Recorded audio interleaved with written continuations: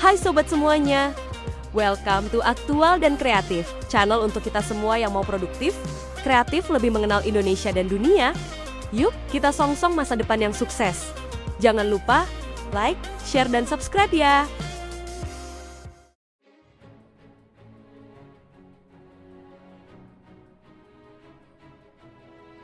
Assalamualaikum warahmatullahi wabarakatuh. Tetap semangat ya, sahabat Akad Channel semua. Kita jumpa lagi hari ini. Kali ini saya akan coba mengulas mengenai situasi di Mahkamah Konstitusi. Beberapa hari yang lalu, ketika pembacaan sidang keputusan MK berkaitan dengan beberapa gugatan yang dilakukan oleh masyarakat, ada hal yang menurut saya menarik dan menjadi pusat perhatian dari banyak media nasional kita. Apa itu? Profesor Dr. Anwar Usman. Seperti kita ketahui, beliau adalah paman dari Wakil Presiden Gibran Rakabuming Raka. Merupakan hal biasa kalau Anwar Usman ikut membacakan putusan Mahkamah Konstitusi. Tapi kali ini cukup menjadi sorotan karena pada saat membacakan putusan tersebut, Anwar Usman meminta secara khusus kepada peserta sidang dan juga majelis Mahkamah Konstitusi. Beliau menyatakan akan mundur dan sekaligus minta maaf atas kesalahan yang tidak disengaja maupun yang disengaja. Permintaan maaf inilah yang kemudian menjadi sorotan. Apa yang tidak disengaja dan apa pula yang disengaja? Anwar Usman mengatakan bahwa pada bulan April nanti dirinya genap menjadi hakim di Mahkamah Konstitusi selama 15 tahun. Anwar Usman pada Desember 2026 ini akan berusia 70 tahun. Berarti Anwar Usman masuk pada masa pensiun. Jadi wajar kalau kemudian Anwar Usman menyatakan mundur dan sekaligus meminta maaf kepada khalayak, pada bangsa Indonesia. Anwar Usman adalah mantan ketua MK periode 2018-2023. Anwar Usman diberhentikan sebagai ketua MK oleh Majelis Kehormatan Mahkamah Konstitusi karena melakukan pelanggaran etik dalam keputusan MK nomor 9/PUUU 21/2023. Keputusan tersebut dinilai MK karena syarat konflik interest untuk meloloskan sang ponakan atau anak Presiden Joko Widodo maju sebagai calon wakil presiden.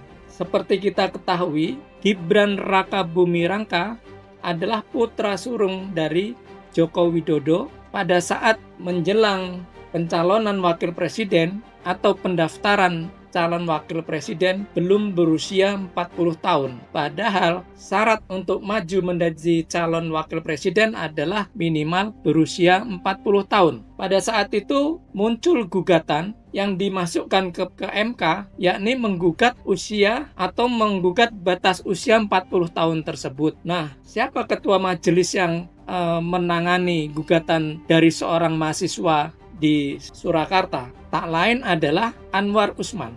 Mengapa disebut Anwar Usman melakukan pelanggaran etik? Nah, ini dia yang menarik. Anwar Usman yang pernah menjadi bintang film dalam film Perempuan dalam Pasungan.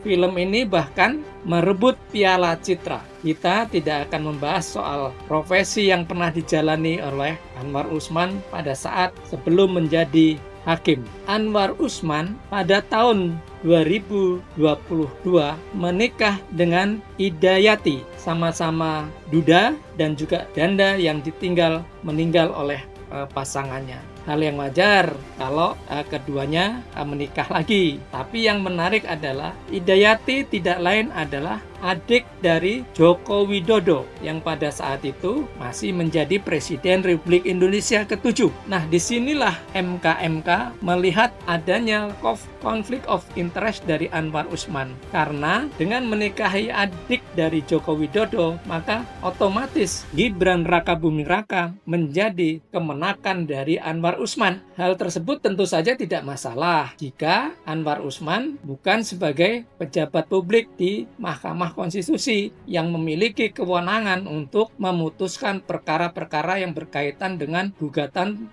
undang-undang. Nah, dari gugatan tersebut, persidangan yang dipimpin oleh Anwar Usman memutuskan bahwa walaupun belum berusia 40 tahun, tetapi dapat mencalonkan diri sebagai wakil presiden karena sudah pernah menjabat sebagai wali kota, garis miring bupati, garis miring gubernur, atau anggota Dewan Perwakilan Rakyat, karena jabatan-jabatan tersebut diperoleh melalui election atau pemilu. Nah, Gibran tercatat pernah menjadi wali kota Solo. Disinilah konflik of interest-nya. Mengapa usia minimal 40 tahun tidak diubah, tetapi dalam keputusan MK nomor 9 tahun 2023 itu ditambahi klausul bahwa pernah menjadi wali kota, bupati, gubernur, atau anggota dewan yang mengikuti election. Dalam keputusannya, MK kemudian memberhentikan Anwar Usman sebagai Ketua Mahkamah Konstitusi. Selain itu, MK juga melarang Anwar Usman ikut mengadili sengketa pemilu 2024. Kita tidak tahu setelah menyatakan mundur sebagai hakim MK,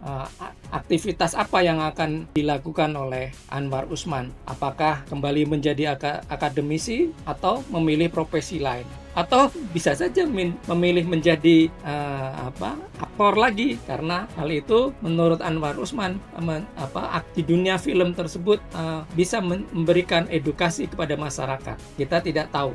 Yang jelas pada tanggal 31 Desember 1956 adalah kelahiran Anwar Usman, berarti pada Desember mendatang Anwar Usman berusia 70 tahun. Usia yang sudah tidak muda lagi tentu. Sementara itu, seperti kita ketahui, posisi sang kemenakan sebagai wakil presiden masih menjadi kontroversi, terutama berkaitan dengan surat keterangan Gibran setingkat atau sederajat dengan lulusan SMA atau SMK atau yang sederajat. Untuk menjadi calon wakil presiden, seseorang harus memiliki pendidikan paling rendah lulus SMA atau yang sederajat. Nah, surat keterangan yang dikeluarkan oleh Kemendiknas pada saat ini sedang disorot oleh beberapa pihak. Bahkan Rismond yang belakangan meminta maaf kepada Joko Widodo dan keluarga dan sudah menyambangi Wakil Presiden Gibran Rakabuming Raka di Istana Wakil Presiden,